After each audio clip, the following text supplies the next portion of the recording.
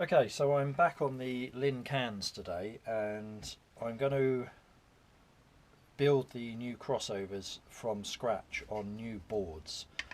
Everything's bigger. In fact, let me get the old crossovers. So here's one of the original crossover boards, and if I just take, so this is for one crossover, this is for the other. If I just take the two inductors, the air core inductors, they're physically a lot bigger. Because having the piece of iron in the middle reduces the amount of windings you need to get the inductance value you need, but there's lots of issues with having that slug of iron in there, saturation and retention, which smears the sound, all sorts. So my two inductors are physically bigger, so trying to fit these on the board is not going to work. And also having to attempt to get those on there is sort of silly. So just starting with new boards means I can hand the original crossovers back to Steve without having to muck around with them. The other one I've picked a few bits and pieces off just to get the values of the inductors, but I can solder those back up. So what I'm going to do is lay my components out on this board, mark all the holes I need so I can do all the jointing behind just to keep it a bit neater. When I've soldered up everything from the back, I will put some felt over the back with a screw hole in the middle so it can be screwed back down as the original crossover was. So I've started to use square wound inductors rather than round because they're easier to orientate. So I can have them this way, I can have them that way, I can have them that way, I can have them that way. And because they're square, they hold really nicely, they're not rolling around, and I can just cable tie either through the middle or over the top to lock those down. So with my woofer inductor, I'm probably going to end up with that kind of there, and my shunt inductor on our third order tweeter circuit, I don't want that in the same orientation because I don't want to set up a transformer and there to be any crosstalk between these two. So this will probably end up going, I don't know, maybe like that. And then what I will do is build the shunt capacitors for the woofer circuit down here.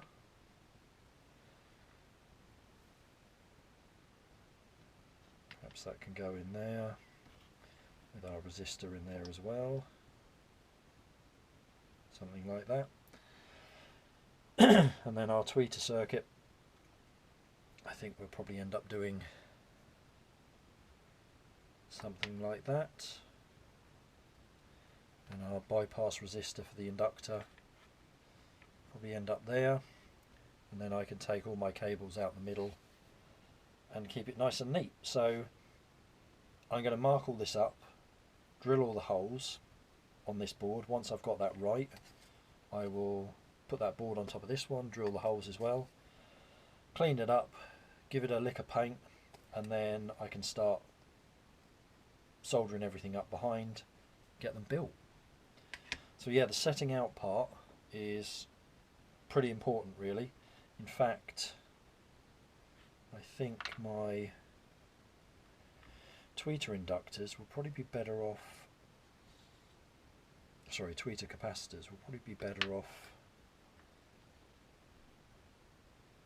like this, because I'm going to come in here with my positive, pick up this inductor, pick up our first capacitor. Yeah, I think that will work out better. Right, I'm going to put the camera on time lapse and crack on with this.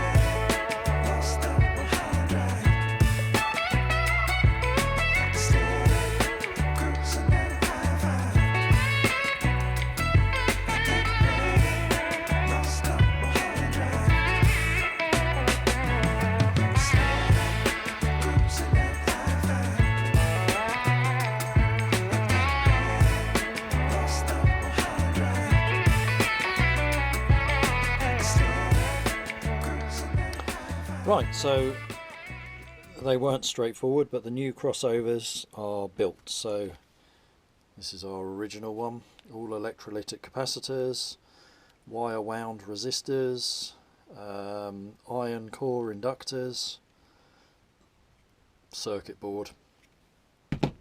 So here we are, we have our tweeter wiring, we have our woofer cabling, and we have our input. So just to go through this against the schematic, on our tweeter circuit, positive in through this capacitor, across to this capacitor, and out to our tweeter positive. In between these two capacitors we have this inductor down to ground with these two resistors making our 26 ohm bridge in it. And if we look at our woofer circuit, positive in, picking up our inductor, out of our inductor to the negative of our woofer, and then we also pick up our capacitors, the 10 microfarad having a resistor down to ground. Yeah, all done, ready to go in.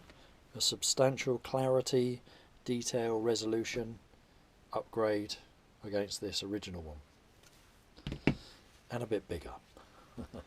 Right, okay, so I've given the parts of the baffle which had glue on them, which I had to carefully scrape off a sand, flattened off the front, just softened out the edges, masked them all up so I can get a few coats of black on there, and then the drivers can go back in.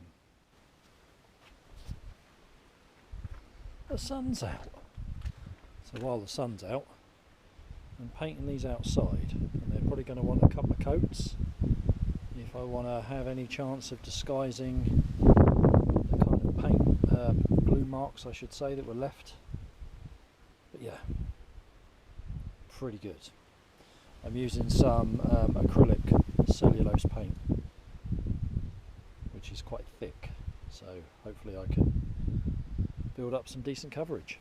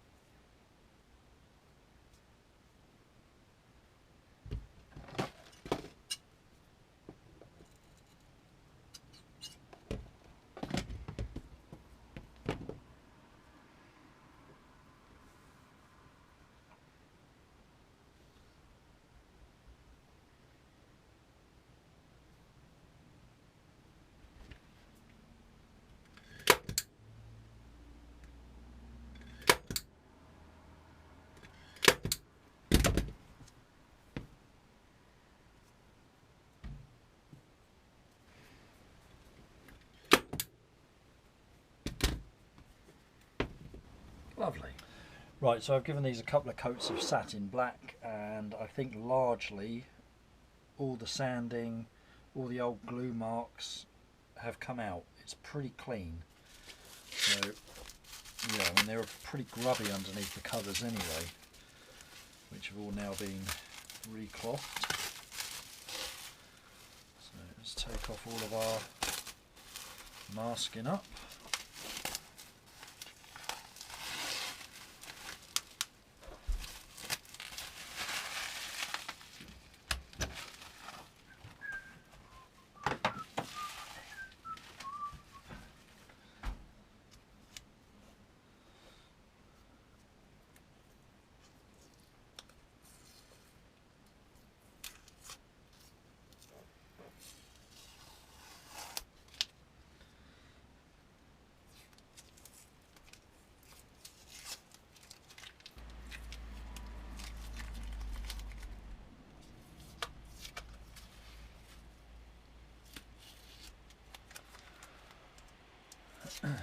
It's been sunny and now it's raining. Unbelievable.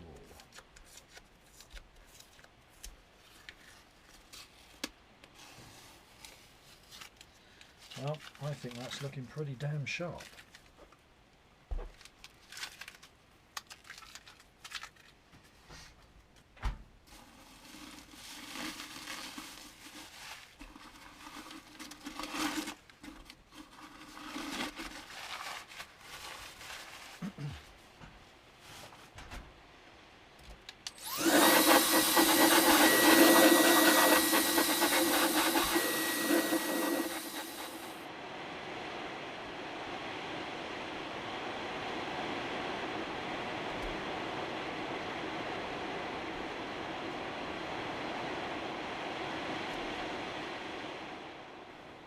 Here's the expensive bit. A pair of brand new Falcon Acoustic B110, the SP1003 variant, which is what these use.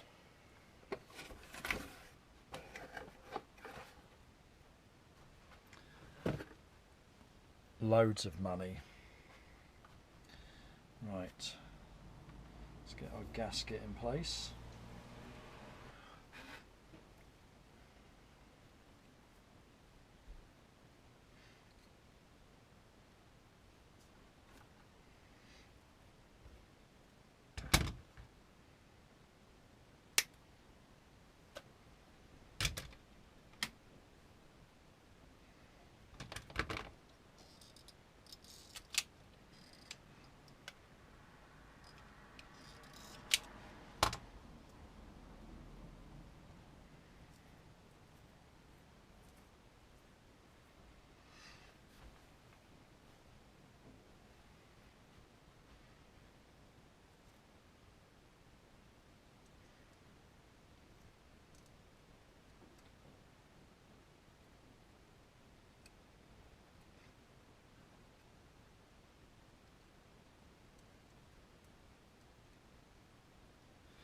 These all have unique serial numbers on them as well.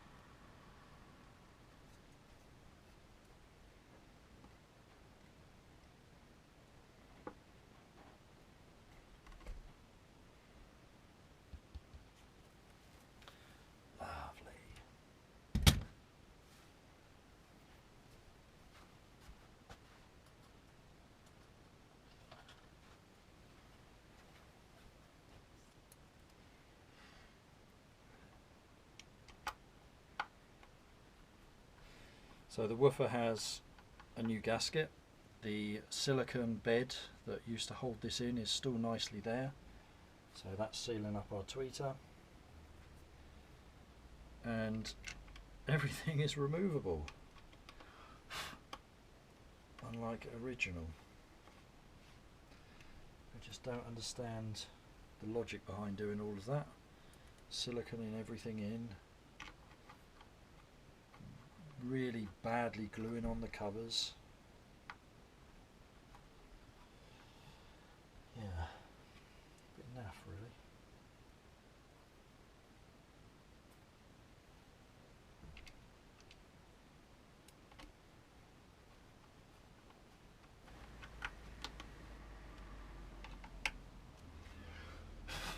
Right, one done. Okay, there we go, all back together. New woofers, new crossovers, front panels all cleaned up and painted. I want to stick that little corner back on if I can. Take that off too. Yeah, beautiful. Covers are done as well, which sit in there perfectly. They don't need any Velcro or anything, so we can keep it really clean. Yeah, very pleased. Right, I need to do all my final measurements. Right, the cans are completely finished. New woofers, tweeters are fine, brand new crossovers, completely upgraded, air core inductors, really good resistors, good capacitors, new QED, high purity copper wired, all soldered direct, fronts tidied up and sprayed. Lovely jubbly. All measured. I mean, they measure exactly the way a can does in its own weird, wacky way, but because of the quality and tolerances of the new crossover components and the matched pair woofers, they match so well. Here's the on-axis finished, and they're within, like, well, for the majority of it, they're the same, half a dB. So here's that.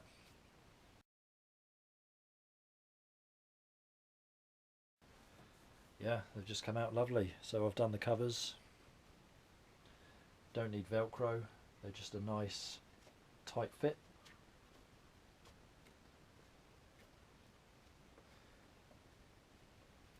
I've put my kind of trademark pull tags on the bottom, so you can easily pull the covers off.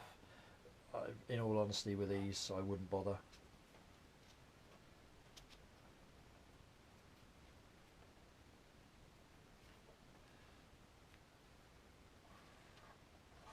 Yeah, lovely jubbly. Take a bit of pushing in though. Yeah, look nice and smart. Horizontally, measure as a can does, is that measurement.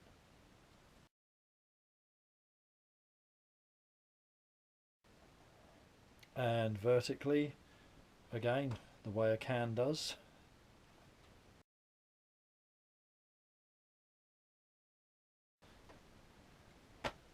So yeah, as good as they can be, retaining the original voicing. Really pleased with them. Lovely pair. Really are nice. One thing I didn't do was replace the binding posts. They are absolutely glued in there solid.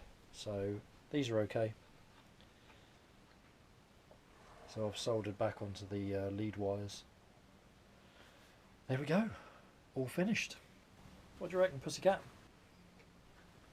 Hey? All good? Did we do a good job?